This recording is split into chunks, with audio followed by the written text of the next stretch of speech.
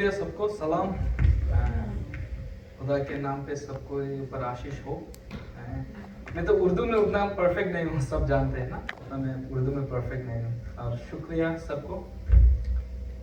आज का दिन सच में खुशी का दिन है और हर एक दिन खुशी का दिन है जो खुदा ने हमें दिया है।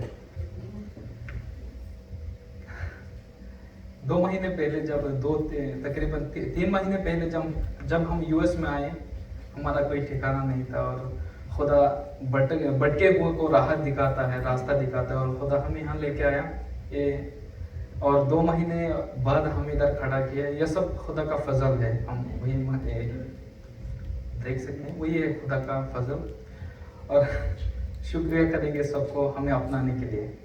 It's great honour from my side. For me it's a great honor that you guys give the love and blessing. And मैं जब भी सबको देखता हूँ, एक्चुअली मैं जब इधर आया था शुरू में मुझे बहुत ही अकेलेपन हो रहा था। इंग्लिश में थोड़ा मैं उतना एडजस्ट नहीं हो पा रहा था इन लोगों से। मैं क्लासिक बंदा हूँ, थोड़ा सा क्लासिक टाइप का हूँ मैं, तो मैं उतना एडजस्ट नहीं हो पा रहा था। जब आप लोगों को देखा उर्दू बोलने वाला, मैं बहुत ही अपने आप को महसूस किया, आपसे कनेक्ट किया। Thank you for everything and I thank sister for praying। जब मतलब जोड़ों के लिए दुआ कर रहे थे, सिंगल के लिए भी दुआ किया उन्होंने। मैंने रियलाइज किया मैं ही बैठा हूँ उधर single. It's just indirectly me। Thank you for that even। So इस चर्च में पिछले हफ्ते में जो सरमन दिया था, तैयारी करो, be prepared। So I'm gonna मैं उसी में ही कुछ ऐड करूँगा, उसी में ही खुदा ने मुझे कुछ बताया, उसी को ही हम थोड़ा डीपली जानेंगे। खुदा प्रिपेयर और खुदा हमसे क्या चाहता है, क्या खुदा का साइंस है हमारी ज़िंदगी में। तो ये सब मायने नहीं रखता हमने कितना सीखे हैं, कितना जाने हैं, कितना पढ़े हैं। खुदा सब बराबर हैं, सब हम एक जैसा हैं। इधर I am not international preacher, यहाँ पर इंटरनेशनल प्रीचर भी आते हैं और हमारा डेली पास्टर भी आते हैं, हम जैसे भी आते हैं, लेकिन सब एक ही बाइबल से ही प्रीच करते हैं। सो दैट्स व्हाट स्पेशल हम गौर करेंगे। आज मेरा जो थीम होगा the folded napkin of Christ. यूहन्ना 20 उसका 7 आयत, जॉन 20:7।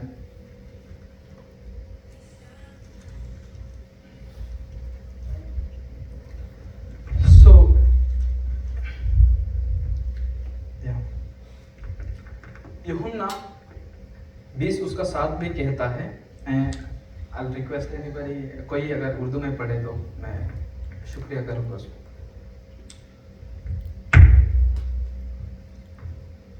और वो रुमाल उसके सर से बंधा हुआ था, सूती कपड़े के साथ नहीं बल्कि लिपटा हुआ एक जगह अलग पड़ा।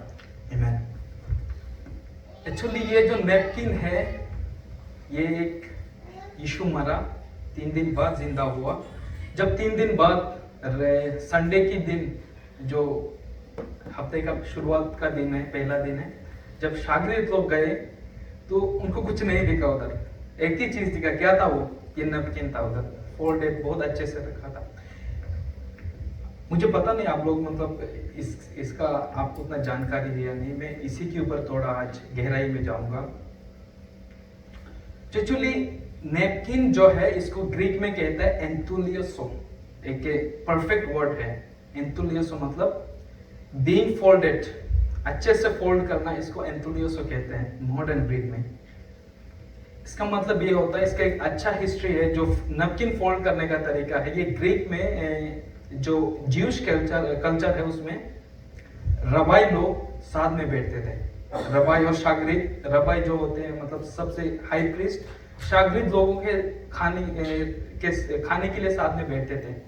और जो शागिर्द लोग होते थे वो कभी उनके उस्ताद से कभी बात नहीं कर सकते थे, चुपचाप बहुत ही इज्जत से पेश आता, जैसे कि खुदा के सामने कोई गया हो, इतना इज्जत। आज भी देख सकते हैं, अगर आप कोई ज्यूस सर्मन अगर आप देखते हैं यूट्यूब में, अभी भी वो सब नजर आएंगे कि ये एक बहुत ही स्ट्रिक्ट कल्चर है। जब भी शागिर्द लोग उस्ताद के सामने जाते हैं वो बात नहीं करते हैं। सो ये जब खाने के लिए बैठते हैं शागिर्द लोग उस्ताद के सामने अच्छा अच्छा खाना लाते हैं, सर्व करते हैं, और ये कभी बात नहीं करते थे शागिर्द लोगों से, ओपनली बात नहीं करते थे। ये नैपकिन जो है ये एक बहुत बड़ा रोल प्ले करता है ज्यूश कल्चर में। ये हाई प्रीस्ट भी यूज करता है और सर्वेंट और मास्टर के बीच में भी यूज होता है। ये मतलब जब ये नैपकिन लोग साथ में बैठते थे और जब खाना खा लिया उन्होंने और फोल्ड किया, उसको अच्छे से मुंह पोंछ लिया, उसका मतलब तुम टेबल खाली कर सकते हो, अभी you are free to clean the table. So that's the simple meaning of the napkin. अगर उन्होंने नैपकिन उधर फोल्ड करके रखा, नैपकिन को बहुत अच्छे तरह से फोल्ड करते हैं ज्यूस लोग, उनको अच्छे से फोल्ड करके रखेंगे, और जब खाना पीना बंद हुआ थोड़ा साफ कर दिया, चलो मैंने नैपकिन नहीं लाया आज, एक पॉकेट में लाना चाहिए था।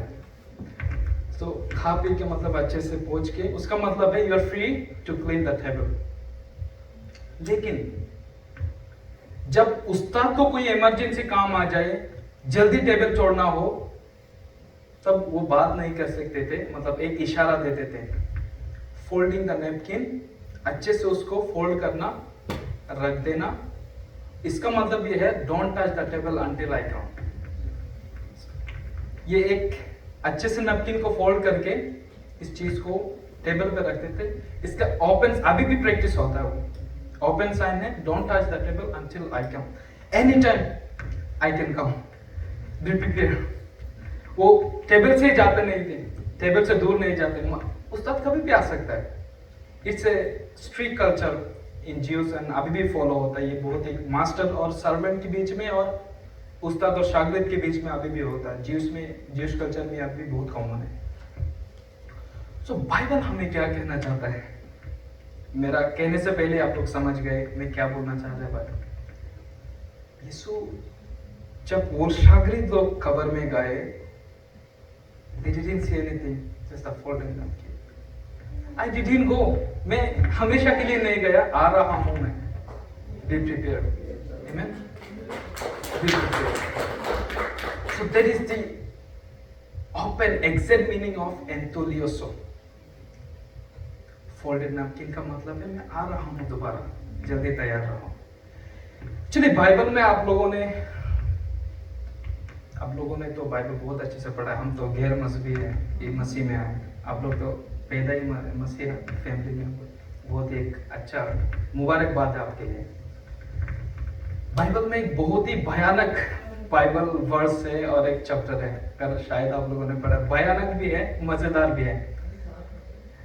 मत्ती 7 में जब शागिर्द लोग यीशु से पूछता है Who can enter the kingdom of heaven? और यीशु कहता है कि अंत के दिन बहुत लोग मेरे पास आएंगे, in the day of judgement, thank you, in the day of judgement बहुत लोग मेरे पास आएंगे, कहेंगे प्रभु प्रभु मालिक, मैंने आपके नाम पे वो किया, ये किया, वो किया, चंगाई किया, प्रोफेसाई किया, हील किया। मसीह क्या कहेंगे उनको? डरावना है ना, एकदम डरावना है। अगर मुस्लिम लोगों को अगर मिल गया तो यीशु तो ये कह रहा है कि वो तुम्हें बचा नहीं सकता। हाउ कैन यू से यू से? ऐसा होता है, सच में होता है। कोई ऐसे ही डिबेट करने के लिए हम जैसे पहले हम जिस एनवायरनमेंट जीते थे, हम कुछ भी उठा लेते थे और मसीह लोगों के पीछे लग जाते थे। डरावना है कि यीशु तो आई डोंट नो यू, मैं तुम्हें नहीं जानता। डरावना है first, and at the same time it's so sweet, so loving. यीशु क्या कहता है? If you lean on your own understanding, I'll never come to you. तुम अपने मर्जी से मुझे बुलाओगे, तुम मेरे काम नहीं चाहिए तुम्हारा। I don't need the prophecy, I don't need the healing from you. जो पहला चीज है, repent on me, repent हो जाओ, अपने आप को तैयार करो, अपने आप को साफ करो। This is the open, और यीशु का यही है हमारे जिंदगी में चाहते हैं। ये सब एक्सटर्नल है, ऑप्शनल है। हील करो, प्रोफेसी करो, ये हमारे अपने आप के लिए। ये डरावना जो चीज है ये आशीष में बदल जाता है, हम उसको जब अच्छे से सोचते हैं। देखिए हम ये सब जबान का ही खुदा, अगर हम उसको थोड़ा अच्छे से पढ़ते हैं, मत्ती 7 में अगर थोड़ा अच्छे से पढ़ते हैं, मसीह क्या कहना चाहता है।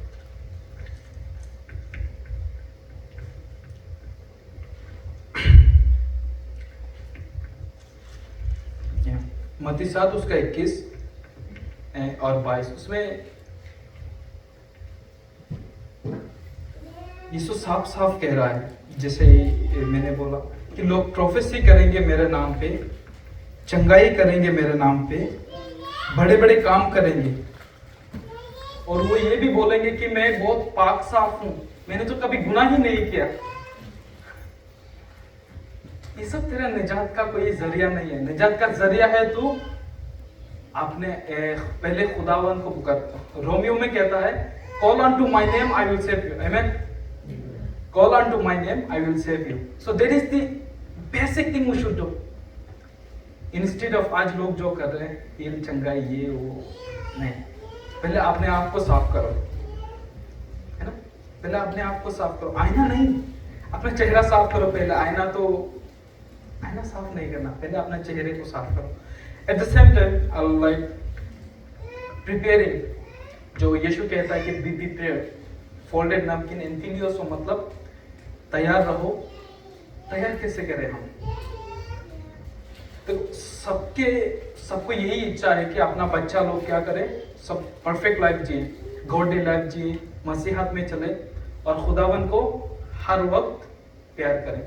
ये मतलब सबका एक्सपेक्टेशन है अपने बच्चे को। कौन चाहता कि अपना बच्चा गुंडा बने? नेवर। जो गुंडा है वो भी नहीं चाहता कि अपना बच्चा गुंडा बने। जो गुंडा है वो भी नहीं चाहता कि मेरा बच्चा गुंडा बने, वो भी पढ़ा लिखा मेरे से अच्छा बने, बस। लेकिन हम क्या करते हैं, हम पहले यही मैं जो बोला, हम बच्चों को साफ करते हैं जिंदगी भर। The first thing we don't see, they are the reflection of us. वो आईना है हमारा। हम पहले अगर खुद को साफ करेंगे, खुद को प्रिपेयर करेंगे, then we can prepare them. आईना को कैसे साफ करेंगे? कैसे साफ होगा आईना? उसमें कोई दाग नहीं है, दाग हमारा है, जो हमारे पास है वो इधर दिख रहा है ना। सो वी कैंट, हम कभी भी आईना साफ करना सोल्यूशन नहीं है, अपने आप को साफ करना। सो लाइक हियर इस यूएस में प्रॉब्लम यही है बच्चों का और मैरिज लाइफ को लेके, ये एक बहुत बड़ा प्रॉब्लम है। हम देसी लोग हैं, हम इस प्रॉब्लम का सोल्यूशन है तो चाहिए है तो हमें पहले एक अच्छा रिफ्लेक्शन बने। सो लाइक देखो, खुदा की जिंदगी में तैयार, खुदा की राज्य में तैयार होना, उसके किंगडम में, उसके बादशाहत के लिए तैयार होना, उसकी बादशाहत के लिए तैयार होना एक मतलब इजी भी है, टफ भी है। सिंपल चीजें जब हम मसीह को आगे देते हैं इजी हो जाता है। टफ वो होता है जब हम उसको आगे नहीं देना चाहता, खुद पर सब भरोसा करते, तब हमारा वो टफ हो जाता है। बस थोड़ा सा ही है। इजीएस्ट थिंग मतलब बादशाहत एक ऐसा चीज है जो हम दुनिया के सारे दौलत लगा दे खरीद नहीं सकते, और इतना आसान भी चीज, इतना आसान भी है जो कुछ ना देखे भी पा सकते हैं हम। चीज वो ऐसा एक चीज है। तरह के लोग एक दो सिचुएशन में हैं अभी। डू वी नो दैट हमें ये जानना चाहिए, प्रिपेयर होना, खुदा के राज्य के लिए तैयारी करना। खुदा ने अभी हमें जो सिचुएशन में डाला वो परफेक्ट एक समय है, परफेक्ट सिचुएशन है। एक आपको मैं एक बात बताता हूँ, मैं एक मतलब छोटा सा कहानी है। एक बंदा पहाड़ तोड़ता था। पहाड़ तोड़ने वाला जो पत्थर का काम करते हैं ना, बड़ा बड़ा पहाड़ तोड़ते हैं और उससे ईंटें बनाते हैं और घर बनाते हैं जहां पर हम रहते हैं। उसको एक सपना आया जब वो रास्ते से गुजर रहा था, पहाड़ तोड़ने जा रहा था, रास्ते से गुजर रहा था, उसको एक घर दिखा, इतना अच्छा घर है, शायद मैं उसका मालिक बन सकता था। और वो खुदा से दुआ करने लगा कि खुदा मुझे ये घर दे दो। इतना जबरदस्त दुआ क्या, खुदा ने उसको घर दे दिया। चलो, पर वंडरफुल घर दे दिया। जी रहा था बंदा अच्छा, लग्जरियस लाइफ, कितना अच्छा। और वो घर के अंदर एक बार चाय पी रहा था, कॉफी, मॉर्निंग सुबह उठ के कॉफी पी रहा था और शोर दिखा मतलब रास्ते पे किसी के लिए कोई इतना शोर मचा रहा था कि वो बंदा निकला घर से। वो एक पॉलिटिशियन था।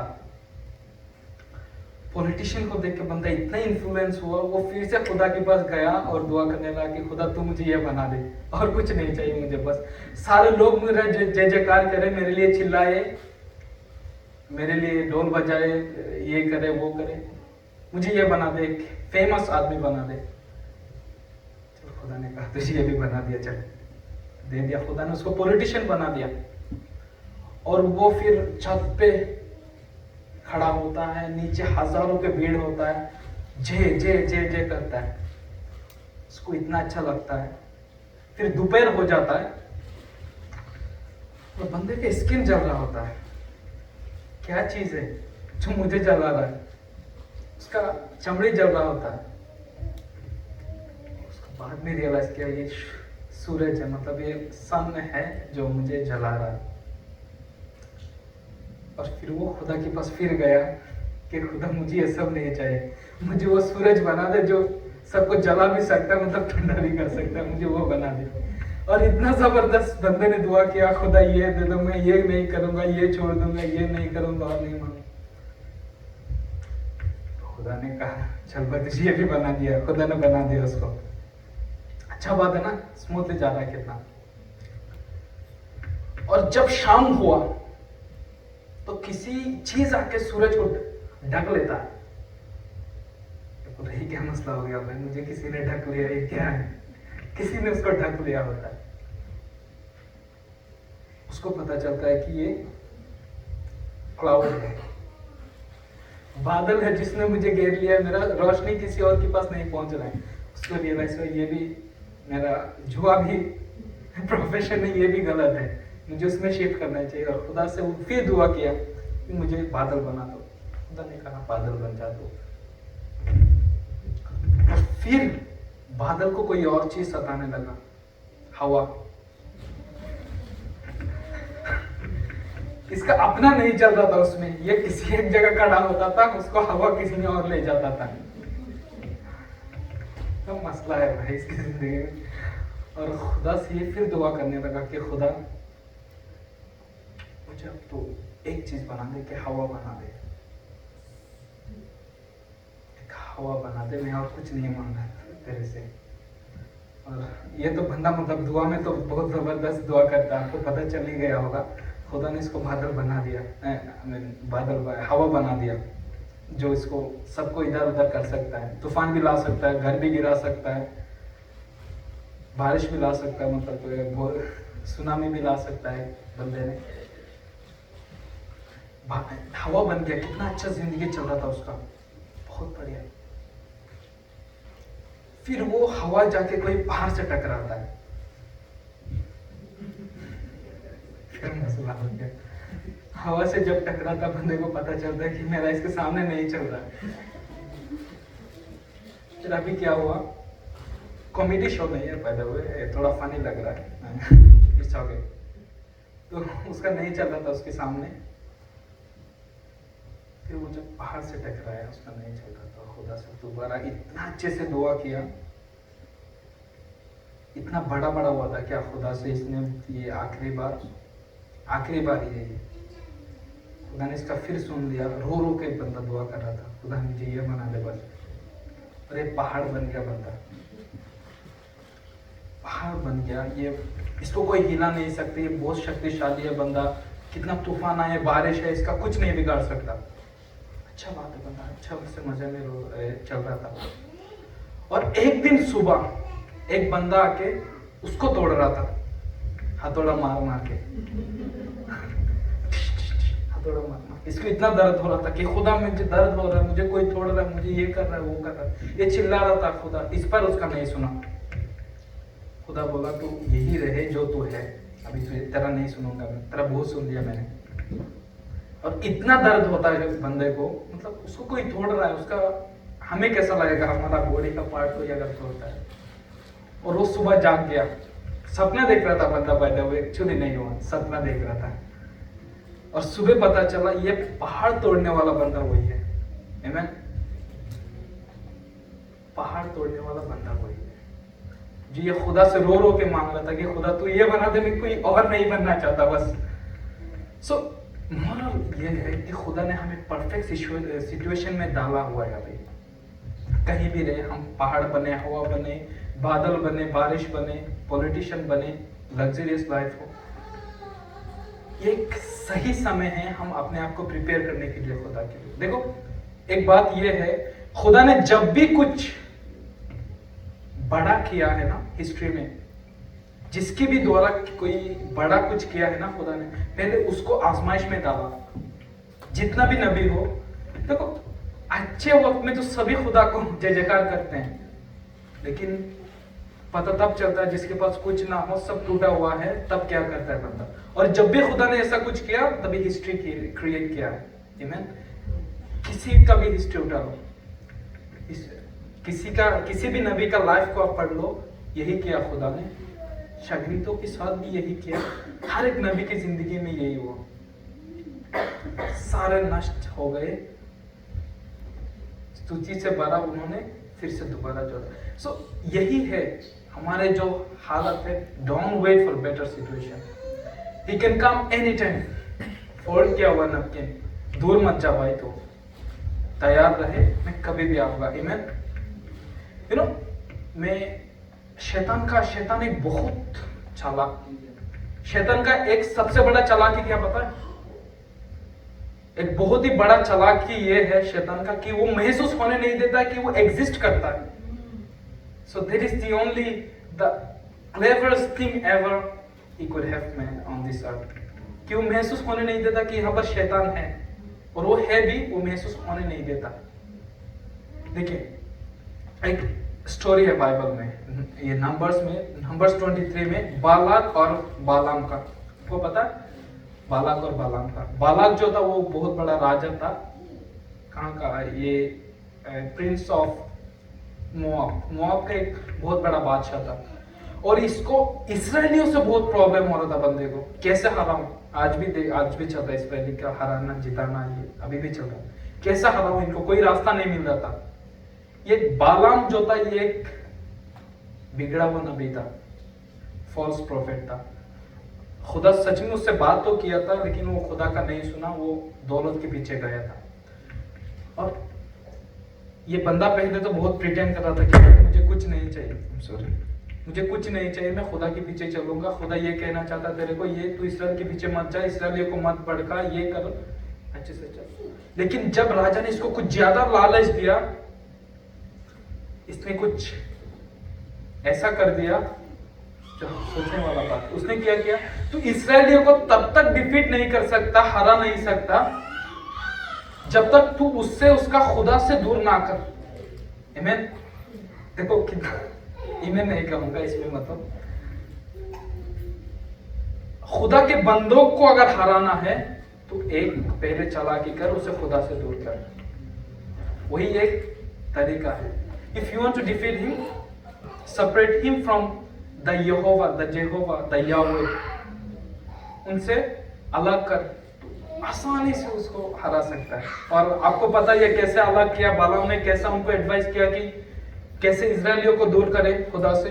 उन्होंने बोला कि अपने अच्छे औरतों को इजरायलियों के अंदर भेज, वो ज़िना करेगा, गुनाह करेगा, खुदा उनसे नाराज होगा, और खुदा उनसे नाराज होगा, खुदा का गुस्सा उनके ऊपर आएगा, और तुम अच्छे से उसको हराओ, कोई नहीं रुकने वाला तुम्हें।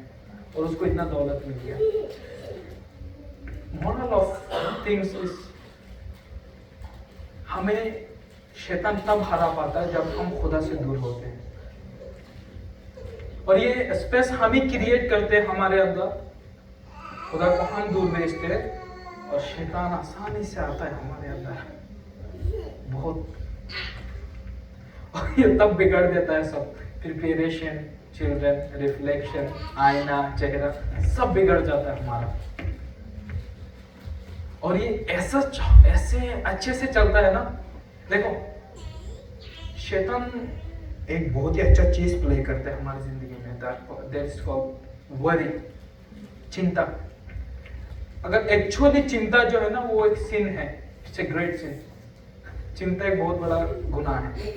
देखना, अगर आप if you read Sermon on the Mount, Matthew 5 and 6, do not worry, for you cannot change anything by worry. Ask and it will be given to you. Amen?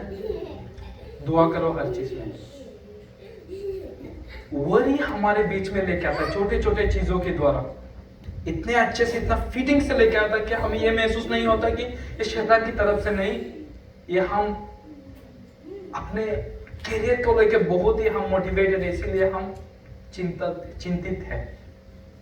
हमारे अंदर चिंता आ रहा है, वरी आ रहा है हमारे अंदर, मतलब इतना हम सोच आ रहा है, ये ऐसा हमारे अंदर ख्याल आता है कि ये सच में हमारे फ्यूचर की को लेके हम बहुत ही मोटिवेटेड है, इसीलिए हमारे अंदर आ रहा है। So this is the cleverness of शैतान। यही है शैतान का चालाकी हमारी जिंदगी में, कि वो सबसे बड़ा गुनाह लेके भी आया, महसूस भी होने नहीं दिया।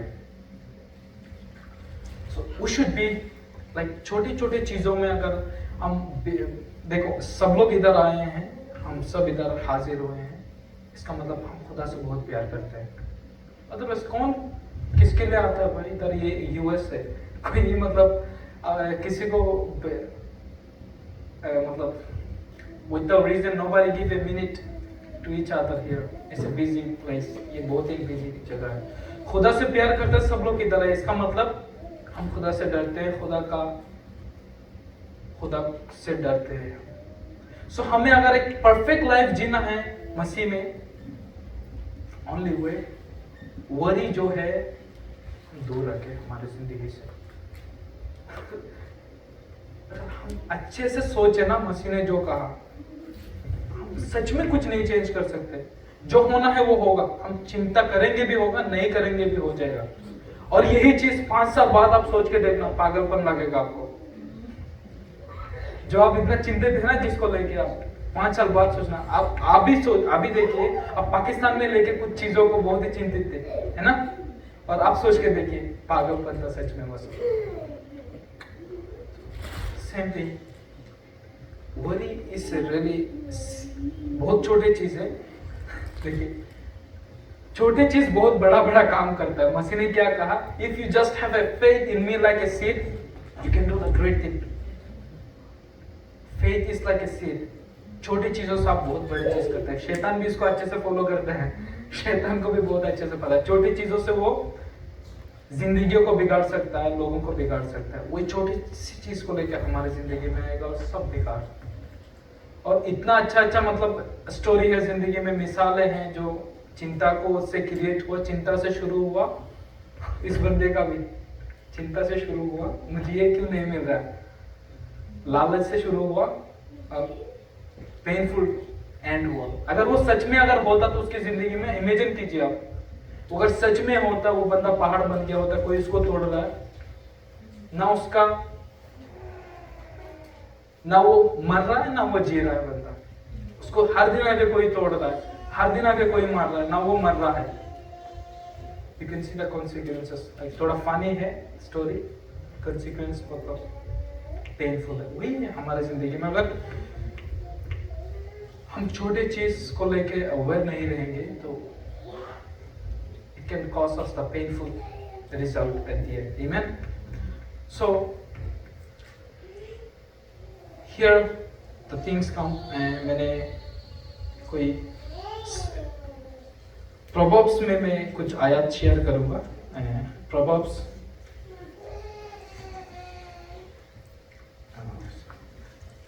प्रोवर्ब्स 23, मैं किसी से रिक्वेस्ट करूंगा कि उर्दू में पढ़े। प्रोवर्ब्स 23 and 23,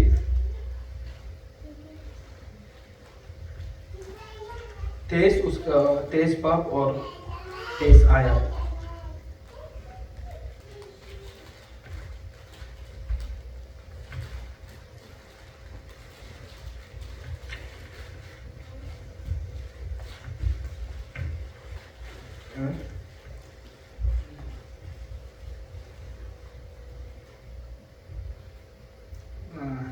कोई मिला? हाँ। सच्चाई को मोल ले और उसे बीच ना डाल, बेच ना दो, इससे हिकमत और तरबियत और फहम को भी। Amen. क्या कहता है? सच्चाई को खरीदो, उसको बेचो मत। सिर्फ मसीह को अपनाओ, उसे छोड़ो मत। सच्चाई यही है हमारी जिंदगी में। देखो मैं एक फनी स्टोरी बताता हूँ। एक बार हम इंडिया में, मेरा न्यूज़ में भी देखे होंगे आप लोग, मतलब वो कुछ हम मुस्लिम एरियाज में जाते थे इवेंजलाइज करने के लिए। एक बंदा आया मेरे पास, कैसे पता है? बंदा मतलब अट्रैक्टिव दिख रहा था, वो फॉलो कर रहा था मेरे से, मैं जो भी प्रीच कर रहा था सब सुनते जा रहा था बंदा। हम कुछ एक मीटिंग करते थे उधर गैदरिंग, उसमें भी बैठा बंदा और एक हफ्ते से मुझे फॉलो कर रहा था। मैं बोला ये सच में कुछ सीखना चाहता है मेरे से। और एक दिन मेरे पास आया ये बंदा, मैं उधर थोड़ा लीडर टाइप का था, उसको लगा कि इस बंदे के पास पैसा बहुत है। वो एक दिन मेरे पास आया और बोला, इसी तरह ही है बंदा जो स्टोरी में हमने देखा है ना, जो महल बनाया पहले, बादल बना, सूरज बना, वो मेरे पास आया तो कह रहा भाई मुझे क्रिश्चियन बनना। मैं बोला यार अच्छा बात है, ठीक है, और कितना मिलेगा? सही भाई, कितना मिलेगा मुझे? मैं कुछ क्या कर सकता हूँ? हमारा उधर कोई लोग क्रिश्चियन हो तो उनको बहुत पैसा मिला। ठीक है, हाँ, तुमको क्या चाहिए? मैं मतलब एक्चुअली कुछ देर के लिए चुप हो गया था। मैं उसको कैसे जवाब दूँ मुझे खुद नहीं पता हो रहा था। मैं थोड़ी देर चुप हो गया। मैं उसको बोला तुम्हें क्या चाहिए? जो भी तुम दो। मैं बोला 10 लाख दूंगा तो तुम अपना, वो सच में ऐसा कह रहा था, मुझे अपना ईमान बेचना है। जो सुने होंगे लोग वही मुझे आके बता रहा है कि ईमान बेच सकता है। मैं बोला ठीक है, तुम कितना लोगे? वो बोला जो तुम दो। मैं बोला 10 लाख दूंगा, 10 लाख इंडियन रुपीज। अच्छा बात क्या हो सकता है, मतलब बहुत बढ़िया है। वो इतना खुश हो गया बंदा, खुश हुआ था, अपना ईमान बेचना आया, कितना अच्छा चीज है वो मतलब। और मैंने उसको बोला 10 लाख कैसे में लेना है, चेक में लेना है, कैश में लेना है? मतलब मेरे पास तो अकाउंट नहीं है, आप ऐसे ही दे दो कैश में, हाथ में दे। लेकिन तुम्हारा ईमान मुझे कैसे दोगे तुम? मैं तुम्हें अगर पैसा हाथ में दूंगा तो ईमान भी मुझे हाथ में दे दो। कितना बड़ा बड़ा कर लिया था मेरे ऊपर, मतलब कैसे ये बंदा, मतलब कैसे मैं इसको ईमान हाथ में दे सकता हूँ? हाथ में ईमान भी देना भाई, तुम मुझसे पैसा हाथ में लेगा वो तो मतलब मैं बोला तुझे 10 लाख दे दिया, तुझे थोड़ी ना मिल जाएगा। और तूने भी अगर बोला मैंने तुम्हें ईमान दे दिया, मुझे थोड़ी ना वो ईमान मिल गया, मैं उसका क्या करूंगा? हाथ धोऊंगा उससे, रेस्टोरेंट में जाऊंगा, खाना खाऊंगा, क्या करूंगा मैं उसका? तू मेरे से ले रहा, तू भी मुझे दे। उसको पता चल गया था, हमने उसको मतलब ये बोला ऐसा नहीं होता, और मैंने उसको अच्छे से एक्सप्लेन किया। मतलब लोग सोचते हैं कि हम सच को बेच सकते हैं, ईमान को बेच सकते हैं, खरीद सकते हैं। मसीह खरीदा नहीं जाता, बेचा नहीं जाता है, वो हमारे अंदर आता। अगर मेरे से कोई पूछे, जब मैंने अगर सच में, जब मेरा सबसे जो खुशी का दिन था ना मेरे लिए, जब मैंने सच में मसीह को जाना था, वो it's like a celebration it was. जिस दिन मैंने बैप्टिज्म लिया था, और एक्चुअली मैंने बैप्टिज्म ऐसे नहीं लिया कि पहले दिन मसीह का सुना, तीसरे दिन बैप्टिज्म लिया नहीं। मैंने पहले बाइबल को पढ़ा और इतना सारा चीज़ों से गुजरा, डिबेट्स ये वो। और जिस दिन मैंने सच में बैप्टिज्म लिया और खुदा ने मुझे निजात दिया, वो हमारे अंदर फील होता है, हमें पहले स्पिरिचुअल निजात हमें मिलता है। और उसी दिन हमारा मतलब बहुत बड़ा एक खुशी का दिन था। ये चीज लोग नहीं समझ पाते हैं, ये पैसों से कंपेयर करते हैं लोग। Never like this. सो प्रभु कहता है बाय द ट्रूथ, सच्चाई को खरीदो, उसको बेचो मत। मसीह को अपनाओ, जितना कर सकते हो अपनाओ, लो अपने अंदर, इसको जाने मत दो। और प्रभु में एक और आयत है, ठीक, ये है इसी की, इसमें 21-23, whoever guards his mouth and tongue keeps his soul from trouble. जो अपने जबान और मुंह को संभाले रखता है वो मुसीबत से बचे रहता है। ये अच्छी हमारे अंदर, हम फैमिली की तरह है, इसमें कमजोरियां बहुत मिलेंगे हमें, देखो हम बहुत ही अभी अभी आए हैं, हम उतना नहीं जानते, कमजोरियां होंगे एक दूसरे का, प्रॉब्लम्स होंगे, लेकिन we should guard our mouth and tongue. शैतान ऐसे आ जाएंगे छोटे चीज को लेके, और यही चीज मसीह क्या कहता है, ये चीज जबान एक ऐसा चीज है जो माचिस के डिब्बे की तरह है, जो पूरे बाग को जला सकता है. We should guard it. मतलब हम इसको संभालना है हमारा काम, तो जल जाएगा पूरा. कंसिक्वेंस के लिए तैयार रहना चाहिए. और शैतान, मैंने जो बोला ये हम नहीं कहते, आप भी महसूस करते हैं, शैतान ऐसा एक व्यक्ति है जो हमारे बीच आते भी है और महसूस भी नहीं होने देता कि भाई मैं इधर आया हूँ तेरे घर में. और जब मसीह आता है सब शोर मचा के आता है. वही है सच्चाई का पहचान. Amen? He don't pretend. यीशु प्रिटेंड नहीं करता. So जहां से शुरू किए वहीं आते हैं. Be prepared.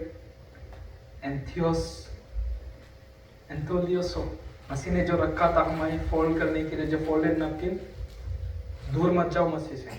Amen? टेबल के पास ही रहो. मास्टर थोड़ी देर के लिए गए, जरूरत थी उनका.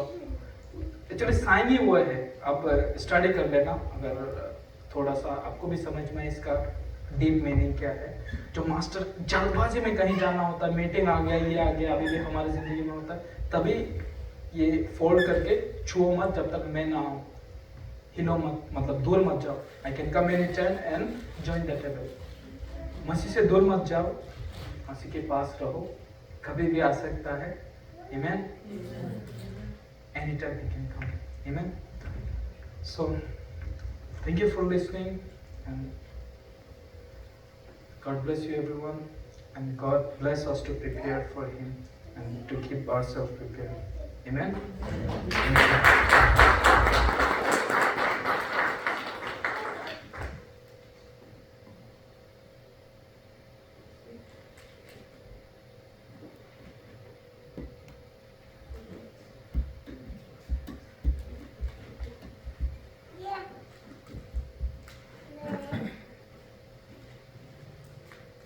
Hallelujah.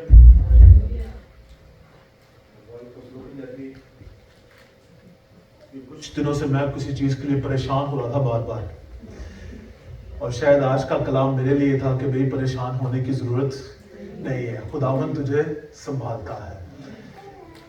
जाने जाने हम छोटी बातों को लेके कई दफा पहाड़ बनाते हैं और कई सोचों में चले जाते हैं, और वो छोटी बातें जो हैं हमें ये भुला देती हैं कि खुदावन सब कुछ